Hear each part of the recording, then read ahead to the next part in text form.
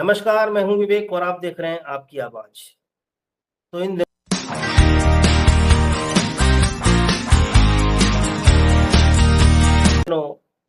18वीं लोकसभा का गठन हो गया और उसका पहला सत्र समाप्ति भी हो गया। लेकिन इस पहले सत्र में जो घमासान देखने को मिला वो बहुत रोचक था। सत्ता पक्ष की तरफ से कुछ सवाल खड़े किए गए, जबकि संसदीय मर्यादा परंपराओं की मर्यादा ये कहती है कि सत्ता पक्ष की तरफ से उन सवालों का जवाब दिया जाना चाहिए था। राष्ट्रपति जी के कोई भी अभिभाषण पर, उस प्रस्ताव पर, अगर धन्यवाद प्रस्ताव पर अगर चर्चा होती है तो विपक्ष उस प्रस्ताव को लेकर के कुछ सवाल खड़े करता है और विपक्ष सवाल खड़े करता है और सत्ता पक्ष उन सवालों का अपनी बारी पर, खासतौर से जब लास्ट में, अंत में प्रधानमंत्री जी बोलते हैं तो उनका जवाब देते हैं। लेकिन यहाँ तो कुछ और ही होता रहा। वही व्यंग और वही हास्य का अड्डा बन गया है क्या हमारा संसद। लेकिन यहां से एक ज्वलंत प्रश्न खड़ा हुआ अग्निवीर को लेकर। अग्निवीर योजना का जिक्र जैसे ही नेता प्रतिपक्ष राहुल गांधी ने किया, सत्ता पक्ष को कुछ मिर्च लगी। पहले रक्षा मंत्री राजनाथ सिंह जी ने खड़े होकर के स्पष्टीकरण दिया और उसके बाद बारी बारी तमाम मंत्रियों ने उस पर स्पष्टीकरण दिया। हमेशा जब ये सरकार कहीं गिरती है तो अपने दोनों हाथों में एक ढाल पकड़ के रखती है। एक हाथ में धर्म की ढाल होती है और दूसरी हाथ में सेना की ढाल होती है। और ये सरकार हमेशा अपने ऊपर होने वाले हर बार को धर्म और सेना की ढाल से बचाने का प्रयास करती है, उसके पीछे छिपने का प्रयास करती है। लेकिन क्या वाकई में अग्निवीर के नाम पर हमारे नौजवानों के साथ कोई धोखा और खिलवाड़ हो रहा है? सवाल तब खड़ा होता है जब बीबीसी की एक रिपोर्ट आई है और इसमें जो भी मैं आंकड़े दे रहा हूं वो बीबीसी की वेबसाइट पे जाकर के आप देख सकते हैं। बीबीसी की स्टोरी है। नेता प्रतिपक्ष ने अजय कुमार नाम के एक अग्निवीर का उदाहरण दिया और उन्होंने कहा कि मैं उनके परिवार से मिला। बीबीसी ने उनके परिवार से जाकर के मुलाकात की और सच्चाई जानने का प्रयास किया। बीबीसी संवाददाताओं ने जाकर के उनके पिता चरणजीत सिंह जी से बात की, तब वो हकीकत सामने निकली जिसको केंद्र सरकार ठुकराती रही, झुठलाती रही। चरणजीत सिंह जी का अपना अलग दर्द था। उनका दर्द था कि उनके बेटे को शहीद का दर्जा नहीं मिला। केंद्र सरकार की तरफ से कोई शोक संवेदना व्यक्त करने वाला कोई पत्र नहीं मिला जिसकी वो प्रतीक्षा होती, जिसमें फक्र महसूस करते हैं कि हमारी सरकार ने हमारे बेटे की शहादत पर हमको एक शोक प्रशस्ति पत्र भेजा है। दूसरा उन्होंने बताया कि अभी तक सेना की तरफ से उनको केवल 48 लाख रुपए मिले, जबकि दावे कुछ और किए जा रहे हैं। चरणजीत सिंह जी ने कहा कि उनको 48 लाख रुपए उनके परिवार को अभी तक मिले हैं अजय कुमार की शहादत पर। लेकिन उन्होंने दूसरी तरफ ये भी कहा कि पंजाब की सरकार ने उनको 1 करोड़ रुपया दिया है। अब आप यहां से समझ सकते हैं कि अदावत क्या है आम आदमी पार्टी और भारतीय जनता पार्टी में। इस पर जिक्र करेंगे अभी जितेंद्र जी से। जितेंद्र जी हम लोग के साथ मौजूद हैं, जिनको आप लोग अच्छे से जानते हैं। सारे वीडियोस में जितेंद्र जी आपको मिलेंगे। सामाजिक विश्लेषक हैं, राजनीतिक विश्लेषक हैं, सामाजिक शोधकर्ता हैं, लेखक हैं। इनसे समझने का प्रयास करेंगे। दूसरा, पेंशन और अन्य सुविधाओं के बारे में कोई बात नहीं की, ऐसा चरणजीत सिंह जी का कहना है। दूसरी तरफ सेना का भी अपना बयान आया है। सेना ने कहा कि अंतिम संस्कार इन अग्निवीर जो जो ऑन ड्यूटी जिनकी डेथ होती है, शहादत होती है, अब शहीद का दर्जा देते हैं नहीं देते हैं पता नहीं। क्योंकि कोई चरणजीत सिंह जी की माने तो उनको इस तरह का कोई पत्र तो मिला नहीं कि उनका बेटा शहीद हुआ है और शहादत पर देश की सरकार और देश गर्व करता है। इस तरह का केंद्र सरकार की तरफ से एक पत्र जाना चाहिए था, नहीं गया। तो अब सेना कहती है कि उनको 98 लाख रुपए अभी तक भुगतान किया जा चुका है। अब सवाल यह ये खड़ा होता है कि परिवार कह रहा है कि हमको 48 लाख रुपया मिला है। शहीद अजय कुमार का परिवार, उनके पिता चरणजीत सिंह जी कहते हैं कि 48। ये मैं सारी बात कर रहा हूँ बीबीसी के रेफरेंस से, बीबीसी की स्टोरी के माध्यम से जो इंफॉर्मेशन जुटाई है हम लोग। वो कहते हैं कि 48 लाख रुपए मिले हैं और सेना की तरफ से दावा किया जाता है 98 लाख रुपए दिया जा चुका है। 67 लाख रुपए का भुगतान अभी बाकी है, जो पुलिस वेरिफिकेशन होने के बाद उनके परिवार को सौंप दिया जाएगा, फाइनल सेटलमेंट कर दिया जाएगा। 98 लाख और 67 लाख रुपया जोड़ लीजिए कितना होता है, लेकिन सेना कहती है कुल होता है 1,67,000, जबकि इसमें शायद मेरे ख्याल में 98 लाख में 2 लाख कम होते हैं 1 करोड़ पूरा करने के लिए, तो 67 की जगह 65 ही बोल देते। सेना कहती है कुल 1,67,000 रुपये दिए जाएंगे, मतलब दिए जाने हैं, जिनमें से 98 लाख दिया जा चुका है, 67 लाख रुपए फाइनल सेटलमेंट में दे दिया जाएगा जब पुलिस वेरिफिकेशन पूरा हो जाएगा तब। तो हकीकत है क्या, अभी तक स्पष्ट नहीं। कुछ सोशल मीडिया पर और एक्स पर तमाम तरह के पोस्ट भी देखने को मिलेंगे आपको, तमाम तरह के दावे और तमाम तरह के शहीदों के परिवारों को, अग्निवीरों के परिवारों, वो शहीद हैं या नहीं है अभी नहीं कह सकते, लेकिन मैं अपनी तरफ से और आपकी आवाज की तरफ से मैं बोलता हूँ कि वो हम लोगों के लिए शहीद हैं, सरकार दर्जा दे ना दे, वो बहादुर सपूत, उनको हम लोग शहीद मानते हैं। उनकी तरफ से दावे किए जा रहे हैं, कहीं कहीं तो कहा जा रहा है कि उनको 2.5 करोड़ रुपए दिए जा रहे हैं, एक्स पे तमाम वीडियो मिल जाएंगे आपको इनका कोई, लेकिन ये ऑथेंटिक खबर है। सवाल ये खड़ा होता है जितेंद्र जी कि आखिर इस पूरे घालमेल के पीछे का सच है क्या, और केंद्र सरकार को ये झूठे नैरेटिव क्यों गढ़ने पड़ रहे हैं, एक बार वो स्पष्ट रूप से सारा दस्तावेज सामने क्यों नहीं रखती। जितेंद्र जी। जी विवेक भाई, देखिए जो अग्निवीर योजना का लोकसभा में अभी मुखरता के साथ विरोध हुआ है, अग्निवीर योजना का विरोध जब ये लागू हुई तभी से हो रहा है, क्योंकि सरकार का अपना एक नैरेटिव सेट करने का तरीका है। सरकार अपने कोई भी जो भी काम करती है उसको निश्चित रूप से धनात्मक रूप से प्रचार करने का काम करती है, परंतु पूरे देश में क्या मैसेज जा रहा है, यदि पूरे जो पुरानी सेना में भर्ती थी और अग्निवीर की भर्ती और वो 4 साल का उनका जो कार्यकाल है, निश्चित रूप से इसको देश ने नकारा है और देश में संदेश चला गया है कि ये योजना जनहित में नहीं है, राष्ट्रहित में नहीं। अब इसको सरकार जो पक्ष में है वो किस प्रकार से अपने पक्ष में करने का प्रयास कर रही है, झूठे नैरेटिव गढ़ रही है। मैं 2 सरकारों को इसमें जिक्र करना चाहूंगा विवेक भाई, एक दिल्ली सरकार जो अरविंद केजरीवाल की सरकार है और एक केंद्र की नरेंद्र मोदी की सरकार। मुझे याद है कि सबसे पहला कदम अरविंद केजरीवाल ने उठाया था सेना के लिए, अर्धसैनिक बल और पुलिस के लिए। उन्होंने कहा था एक लंबा निर्णय लिया था उन्होंने, क्योंकि बॉर्डर पे सेना लड़ती है परंतु देश के अंदर उनका पूरा परिवार लड़ रहा होता है। उनका एक बेटा जो कि रोज जान की बाजी लगाता है, उनके परिवार का सदस्य रोज खतरे में रहता है, उनका एक परिवार पूरा निश्चित रूप से देश के अंदर लड़ रहा होता है। वो बॉर्डर में तो सेना का आदमी होता है, उनके घर का लड़का होता है और समाज में वो लड़ रहे होते हैं। तो उनकी आर्थिक, सामाजिक और मानसिक स्थिति को देखते हुए अरविंद केजरीवाल सरकार ने एक निर्णय लिया था कि जो भी ड्यूटी के दौरान जिनकी अर्धसैनिक बल, सेना या पुलिस में जिनकी जान जाएगी, शहीद होंगे, उन्हें 1 करोड़ रुपए का मुआवजा दिल्ली सरकार देगी। ये पहला कदम था इस राष्ट्र में जो एक बेंचमार्क बना, जो जिसमें वो कहा था, बिल्कुल सही कह रहे हैं, जिसमें उन्होंने कहा था कि दिल्ली का रहने वाला कोई भी नागरिक दिल्ली पुलिस में, अर्धसैनिक बल में या सेना में ऑन ड्यूटी शहीद होता है तो उसको शहीद का दर्जा देंगे। और बिल्कुल सही कह रहे हैं, ये पंजाब ने शायद लागू भी कर दिया। अभी चरणजीत सिंह जी का बयान भी इसमें मैंने पढ़ के सुनाया कि उनके पिता ने कहा कि पंजाब सरकार से 1 करोड़ रुपए मिल गया और बहुत जल्दी मिलता है।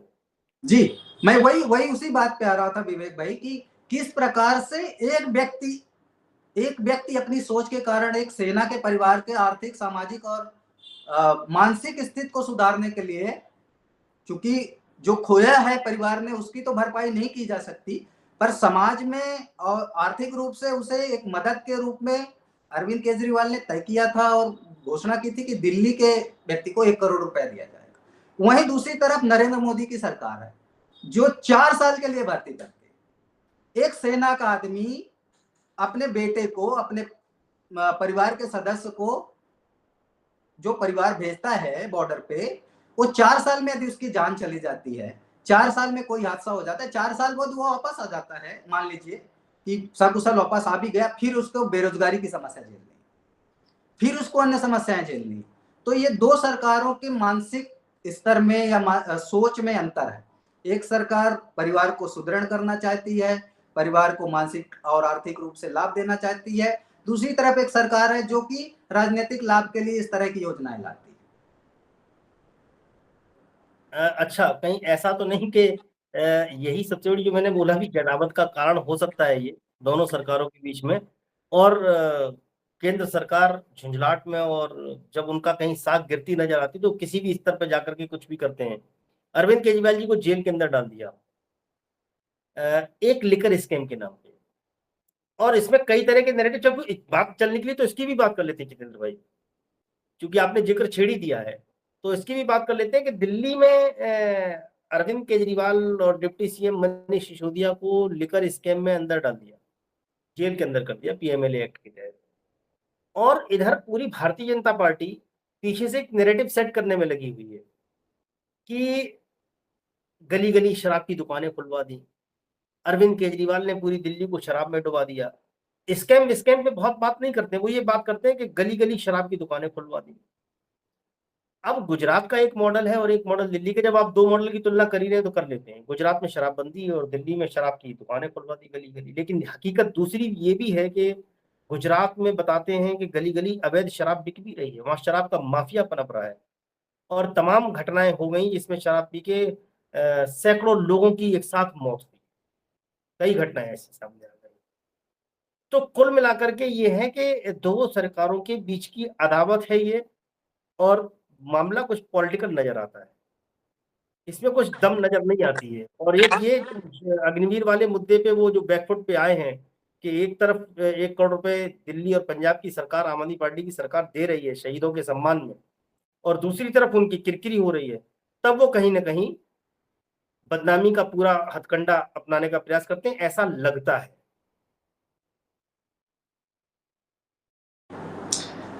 विवेक भाई, निश्चित आपने बिल्कुल सही विषय पे लेके आए हैं इस चर्चा को। नरेंद्र मोदी सरकार को जितना खतरा अरविंद केजरीवाल की सरकार से लगा, क्योंकि वो एक अपने अलग राय पे चलते रहे, उन्होंने एक नया बेंचमार्क सेट करते रहे, चाहे वो महिला सुरक्षा को लेके हो, चाहे वो सैनिकों की सुरक्षा को लेके हो, चाहे वो दिल्ली में बिजली पानी जैसी व्यवस्थाओं को लेके हो, उन्होंने एक नए नए बेंचमार्क सेट किए। अब नरेंद्र मोदी के सामने मुझे जो समझ में आ रहा है, एक बड़ी चुनौती के रूप में अरविंद केजरीवाल बन के उभरे, और उनका काउंटर करने के लिए किस प्रकार से इनको पीछे ले जाया जाए, पूरी भारतीय जनता पार्टी उनके पीछे लगी और उन्होंने सेट किया। चूंकि आम आदमी पार्टी की यूएसपी है ईमानदारी, जो रही है, उन्होंने पूरा अपना चुनाव या अपनी पूरी राजनीति की धुरी ही ईमानदारी पे रखी। और अरविंद केजरीवाल कहते भी रहे हैं इस विषय पे कि यदि अरविंद केजरीवाल ईमानदार नहीं है तो इस दुनिया में कोई भी ईमानदार नहीं मिलेगा, ये उन्होंने स्वतः कहा और जनता ने माना भी। और पिछले मेरे ख्याल में जो सबसे बड़ी उनकी ताकत थी उस पर बात करने का प्रयास है बिल्कुल कि उनकी सबसे बड़ी यूएसपी ये थी कि उनके विरोधी भी उनके ऊपर कभी भ्रष्टाचार के आरोपों की कल्पना नहीं कर सकते थे। तो एग्जैक्टली। सबसे बड़ी मुश्किल थी बीजेपी के लिए, और उन्होंने उसी पे वार किया है। तो मैं वही कह रहा हूं विवेक भाई कि जो सबसे बड़ी ताकत अरविंद केजरीवाल की जो स्ट्रेंथ है, ईमानदारी, उस ताकत को किसी प्रकार से बदनाम करने का प्रयास नरेंद्र मोदी सरकार कर रही है, चाहे वो लिकर स्कैम को लेके हो या दूसरे अन्य जो आरोप लगाती रही है अरविंद केजरीवाल के ऊपर। वो सिर्फ एक ईमानदारी का जो एक, आज पूरे राष्ट्र में अरविंद केजरीवाल ईमानदारी का पर्याय बन गए हैं। इनफैक्ट आज भी वो ईमानदारी के रूप में जाने जाते हैं। तो निश्चित रूप से नरेंद्र मोदी सरकार ने उनके इस नैरेटिव पे हमला करने का प्रयास किया है। मनगढ़ंत आरोप जो आम आदमी पार्टी लगातार कह रही है कि 1/54 की रिकवरी नहीं हुई और उनके ऊपर पीएमएलए के तहत कार्रवाई की जा रही है, तो ये एक प्रयास है कि इस पे मैं एक टिप्पणी करना चाहूंगा कि हर इतवार को हम लोग एक कार्यक्रम लेकर के आएंगे जिसमें कानूनी दांवपेच का राजनीति में कैसे इस्तेमाल किया जाता है। इस पर कानूनी विशेषज्ञ संकेत राजन जी के साथ में बहुत डिटेल हम लोग चर्चा करने वाले हैं। बहुत सारे केसेस, राजनीतिक जो केस हैं उनके बारे में, राजनीतिक मुकदमे जो चल रहे हैं देश में कई नेताओं के ऊपर, जिनमें बहुत सारे नेता बरी हो गए हैं, बहुत लोग जेल में अभी भी हैं। एक लंबी सूची है, अरविंद केजरीवाल जी, मनीष सिसोदिया जी, सत्येंद्र जैन जी, नवाब मलिक साहब, और हेमंत सोरेन जी का जो केस था उनको बेल मिल गई है, अलग बात है, लेकिन इतनी इतनी दिन तक ये जो राजनेता जेल में रहे हैं, एक एक कड़ी इनके ऊपर हम लोग बनाने का प्रयास करेंगे और उनके केसेस को समझने का प्रयास करेंगे। आप देखते रहिए। आपकी आवाज चैनल को सब्सक्राइब भी करिए, वीडियोस को लाइक भी कर दिया करिए। इसमें अपने सुझाव जरूर दीजिए। अगर कुछ खराब लगे तो आप कमेंट में जरूर लिखें। कुछ सब इसमें हम लोग को सुधार करना हो तो आप लिखें। और आप अगर चाहते हैं कि किसी तरह का वीडियो आप देखना चाहते हैं कि हम लोग उसको आपके सामने ला पाए कुछ तथ्य खोज करके सत्यता के आधार पर, आप कमेंट बॉक्स में जरूर लिखें। जी सॉरी जितेंद्र भाई, आपको इंटरप्ट किया। हाँ जी विवेक भाई, तो जिस प्रकार से अरविंद केजरीवाल के एक ईमानदारी का जो पक्ष था उस पे प्रहार करने का काम नरेंद्र मोदी सरकार कर रही है, ये तो निश्चित रूप से जनता भी देख रही है और तमाम एक लोगों तक संदेश भी जा रहा है कि जो लिकर स्कैम है उस किस प्रकार से परेशान किया जा रहा है अरविंद केजरीवाल को। देखिए हाल ही में किस प्रकार से जैसे ही सुप्रीम कोर्ट में गए तो सीबीआई ने कोर्ट जेल के अंदर से गिरफ्तार कर लिया। तो जनता तक संदेश भी जा रहा है कि नरेंद्र मोदी सरकार किस प्रकार से आम आदमी पार्टी के मुख्यमंत्री अरविंद केजरीवाल को परेशान कर रही है और लिकर स्कैम पे भी इनकी झूठ के जो झूठा एक केस बना रहे हैं उसकी भी परतें खुल रही हैं। समय लग सकता है पर ये सत्य भी बाहर आ जाएगा। बिल्कुल जितेंद्र भाई, सत्य एक दिन जरूर बाहर आएगा। किस तरह से लोगों की इमेज खराब करके ये सरकार और ये सत्ता पक्ष अपनी राजनीतिक रोटियां सेकना चाहता है। पहले इन्होंने राहुल गांधी को एक इमेज में गढ़ने का प्रयास किया, जिसको बार बार इनके जो समर्थक लोग हैं वो पप्पू के नाम से इस्टेब्लिश करने का प्रयास करते रहे, लेकिन पप्पू बड़ा हो गया है अब। और पप्पू ने साबित कर दिया है कि अब शायद बहुत मुश्किल होगा नरेंद्र मोदी जी के लिए ये कार्यकाल चलाना। उनको अब जवाब देना पड़ेगा जनता के मुद्दों पर। अरविंद केजरीवाल जी को जिस तरह से जेल के अंदर जानबूझ के रखा गया, और अब चर्चाएं तो यहां तक होने लगी कि अरविंद केजरीवाल को जेल भेजने का सबसे बड़ा मकसद ये था कि नरेंद्र मोदी जी को कहीं ना कहीं अपनी हार का एहसास हो गया था और उनको जो सबसे बड़ा खतरा था वो अरविंद केजरीवाल जी, राहुल गांधी जैसे नेताओं से। अब राहुल गांधी को जेल भेज नहीं सकते हैं, कारण ये है कि वो जमानत पे बाहर हैं। जिनमें जिनमें वो हथियार हाथ डाल सकते थे उनमें वो जमानत पर बाहर है। दूसरी, फिर पूरे देश के अंदर और विदेशों में भी इनकी किरकिरी होती कि देश की सबसे बड़ी पार्टी के नेता को, तो इस पूरे इंडिया ब्लॉक में जो चाणक्य की भूमिका अदा कर सकते थे अरविंद केजरीवाल, उनको जेल भेजने का काम इस सरकार ने किया। लेकिन कोर्ट ने कहा 5 साल बाद चुनाव आता है और चुनाव में सबको लेवल प्लेइंग फील्ड चाहिए देना चाहिए, और उन्होंने उनको जेल पे पार किया। अरविंद केजरीवाल ने जेल से बाहर आने के बाद जो भी उनको 21 दिन का समय मिला, उसके उन्होंने एक एक घंटे का सदुपयोग किया और बड़े मैसेज देने का प्रयास किया। और उन्होंने एक बार फिर साबित कर दिया कि इस भारत की राजनीति में अरविंद केजरीवाल को नकारना बहुत आसान नहीं है। आज के लिए इतना ही, फिर मिलेंगे अगले कार्यक्रम में। तब तक के लिए हम लोगों को दीजिए आज्ञा और देखते रहिए आपकी आवाज। नमस्कार।